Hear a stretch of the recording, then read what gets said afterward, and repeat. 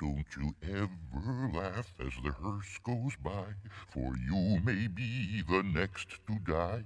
They wrap you up in a big white sheet, from your head down to your feet. They put you in a big black box and cover you up with dirt and rocks. All goes well for about a week. Then your coffin begins to leak. The worms crawl in, the worms crawl out. The worms play pinochle on your snout.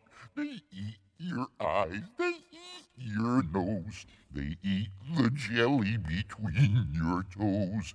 A big green worm with rolling eyes crawls in your stomach and out your eyes. Your stomach turns a slimy green, and pus pours out like whipping cream. You spread it on a slice of bread, and that's what you eat when you are dead.